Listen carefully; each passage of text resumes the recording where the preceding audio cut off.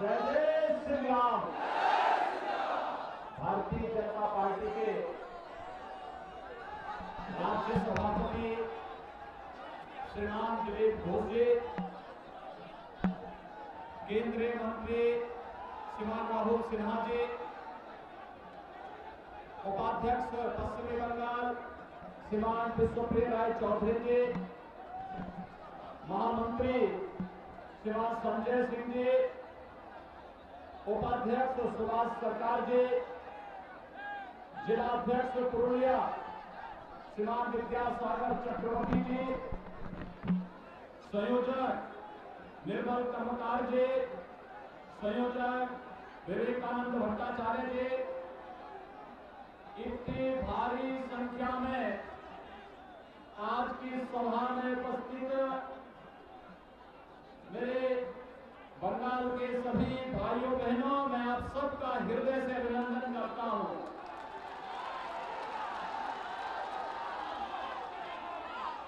भाइयों बहनों, मैं बंगाल की धरती को नमन करता हूं, जिस धरती ने विपरीत परिस्थितियों में इस देश को संबल दिया था। आप सब जानते हैं ये बंगाल की ही धरती है जिसमें रामकृष्ण परमहंस जी ने अपनी आध्यात्मिक साधना के बल पर लोगों को एक नया संबल दिया था और पूरी दुनिया के अंदर रहने वाले हिंदुओं को कहा था स्वामी विवेकानंद ने कि गर्व से कहो हम हिंदू हैं। तो भाव पैदा करने वाली धरती बंगाल की धरती है। स्वामी विवेकानंद ने दुनिया के अंदर रहने वाले भारतवंशियों से एक ही बात कही थी, अपनी धर्म और संस्कृति पर गौरव की अनुभूति करो, और गर्व की अनुभूति के अनुसार उन्होंने कहा था कि गर्व से कहो हम हिंदू हैं। और ये वही बंगाल की धरती है जिसने इस देश को राष्ट्रगान गुरुदेव रविंद्रनाथ टैगोर के द्वारा दिया। जन गण मन का जो गायन है, राष्ट्र ज्ञान का वह प्रतीक, वह गौरव बंगाल की धरती ने इस देश को दिया। तो इस देश के अंदर अंग्रेजों की गुलामी से इस देश को मुक्त कराने के लिए मंत्र बन चुका वंदे मातरम में राष्ट्रीय गीत भी बंगाल की धरती ने भारत को दिया। मित्रों, मुझे आश्चर्य होता है कि बंगाल की धरती तो वास्तव में ये भारतीय जनता पार्टी की धरती होनी चाहिए, क्योंकि भारतीय जनता पार्टी पूर्व जनसंघ के संस्थापक अध्यक्ष डॉक्टर श्यामा प्रसाद मुखर्जी इसी बंगाल की धरती की देन थे। और इसलिए मैं बंगाल के कार्यकर्ताओं के द्वारा बंगाल के अंदर एक निर्मम, एक बर्बर, एक अराजक, एक अलोकतांत्रिक, एक असंवैधानिक, एक भ्रष्ट सुश्री ममता बनर्जी के नेतृत्व की टीएमसी सरकार के खिलाफ जो मोर्चा लिया है, मैं आप सबका हृदय से इसके लिए अभिनंदन करता हूं। मित्रों, मैं अभी जिस रास्ते से आया हूं, मैंने देखा है बंगाल के अंदर आकर के देखा है, गरीबी अपनी आंख से देखी है। सुश्री ममता बनर्जी पिछले कई बार से मुख्यमंत्री हैं आपके बंगाल के अंदर, लेकिन पिछले 5 वर्षों के दौरान मोदी जी के नेतृत्व में पूरे देश के अंदर जो परिवर्तन आया है, 4.5 वर्षों के अंदर जो कार्य मोदी जी के नेतृत्व में पूरे देश के अंदर हुआ है, अगर उसका कुछ भी हिस्सा बंगाल ने ईमानदारी के साथ लागू करने का प्रयास किया होता तो संभवतः इन गरीबों के पास भी मकान बन गए होते, जिनके पास कच्चे मकान दिखाई दे रहे हैं। इनके मकान का पैसा ममता बनर्जी नेतृत्व की टीएमसी की सरकार और टीएमसी के गुंडे खा जाते हैं। ये पैसा इन गरीबों को नहीं मिल पाता है। कारण है क्योंकि यहाँ की सरकार स्वयं भ्रष्ट है। यहाँ के गरीबों को विद्युत कनेक्शन नहीं मिल पाता, यहाँ के गरीबों को रसोई गैस का निःशुल्क कनेक्शन नहीं यहाँ के गरीबों को अच्छी सड़कें नहीं मिल पाती, यहाँ के गरीबों के खेतों को पानी नहीं मिल पाता है।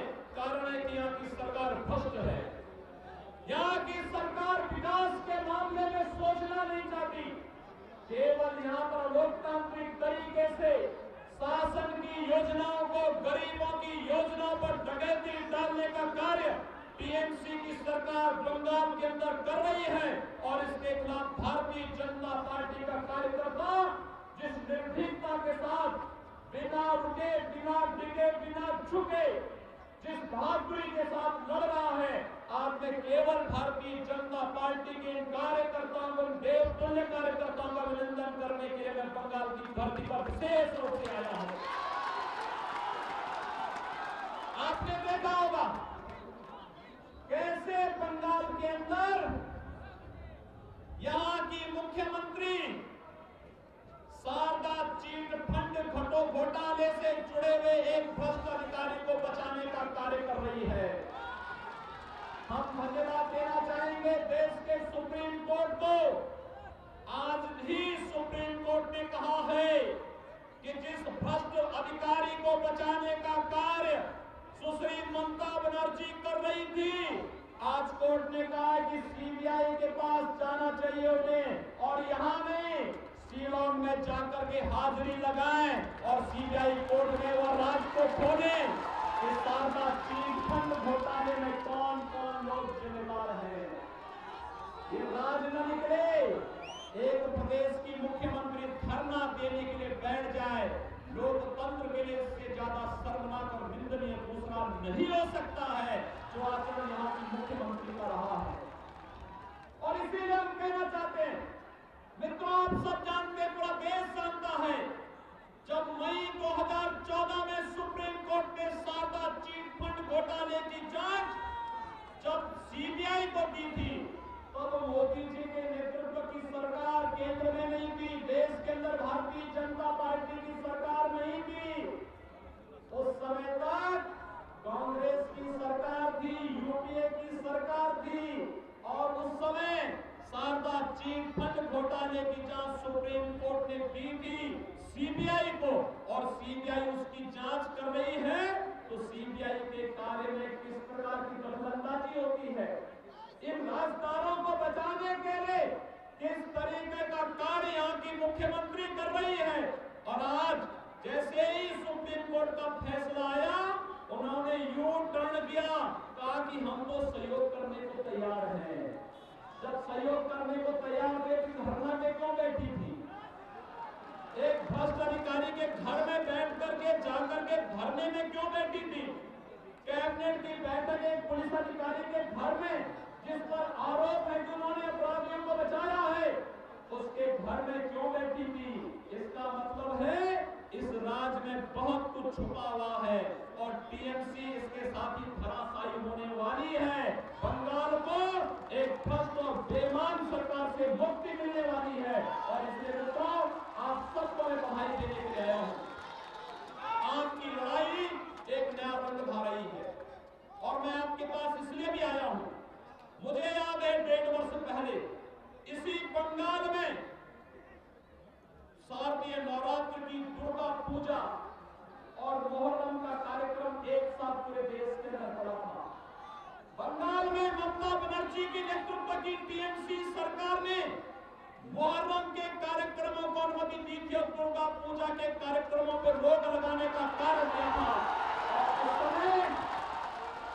उस समय कोलकाता हाई कोर्ट ने यहाँ की सरकार को जोरदार फटकार लगाई थी, और मुझे बताया गया, जब मुझसे पूछा गया, हमारी सरकार से पूछा गया उत्तर प्रदेश में, कहा कि कैसे आप कार्यक्रम कर रहे हैं, मैंने कहा उत्तर प्रदेश में न दुर्गा पूजा पे कोई रोक है, न जन्माष्टमी में कोई रोक है, न शिवरात्रि पे कोई रोक है। हर पर्व और त्योहार हम शानदार तरीके से मना सकते हैं। सरकार सुरक्षा की गारंटी देती है। और मैं आपसे कह सकता हूं, आज मैं एक ट्वीट देख रहा था सुश्री ममता बनर्जी का, उनके द्वारा कहा जा रहा था कि यूपी संभल नहीं रहा है। मैं बोलना चाहता हूं ममता जी से, यूपी बहुत अच्छे तरीके से संभल रहा है। और मैं फिर कह रहा हूं, जिस दिन भारतीय जनता पार्टी की सरकार बंगाल के अंदर आएगी, टीएमसी के गुंडे अपने गले में तख्ती लटकाकर जो वैसे ही चलेंगे जैसे उत्तर प्रदेश में सपा बसपा के गुंडे अपने गले में तख्ती लटका करके चलते हैं और कहते हैं कि हमें बख्श दो, अब हम किसी के साथ अन्याय नहीं करेंगे, किसी का शोषण नहीं करेंगे। उत्तर प्रदेश के अंदर भारतीय जनता पार्टी सरकार का कार्य है कि गुंडे आज अपनी जान की भीख मांग रहे, किसी पर छेड़ने की बजाय, किसी को छेड़ने की बजाय और कहीं दंगा करने की बजाय आज वे सिर्फ अपनी जान की भीख मांग रहे हैं। ये उत्तर प्रदेश में भारतीय जनता पार्टी की सरकार है। हमारे यहाँ भी पंचायत चुनाव हुए थे, स्थानीय निकाय के चुनाव हुए थे, भारतीय जनता पार्टी ने भारी बहुमत से चुनाव जीता था, एक भी जगह हिंसा नहीं हुई थी, सपा बसपा की जमानतें जब्त भी हुई थी। और मैं फिर कह सकता हूं, बंगाल के अंदर पंचायत चुनाव में भारतीय जनता पार्टी के कार्यकर्ताओं की जिस प्रकार की निर्मम हत्याएं हुई थी, जिस प्रकार से हमें राजनीतिक दलों के कार्यकर्ताओं की निर्मम हत्याएं हुई थी, ये लोकतंत्र के लिए चुनौती है। एक असंवैधानिक कार्य करने वाली सरकार को सत्ता में बने रहने का कोई अधिकार नहीं होना चाहिए। भाइयों बहनों, हम सबको गौरव की अनुभूति होनी चाहिए। आज इस देश में आदरणीय मोदी जी के नेतृत्व में एक ऐसा नेता भारतीय जनता पार्टी ने देश को दिया है, जिन्होंने अपने करिश्माई नेतृत्व से केवल भारत का नवाब भारत के अंदर ही नहीं, गांव, गरीब, किसान, नौजवान, महिलाएं, व्यापारी, समाज के प्रत्येक तबके के हितों के लिए कार्य करने के साथ साथ जिन्होंने विश्व मंच पर भारत के गौरव को बढ़ाया है।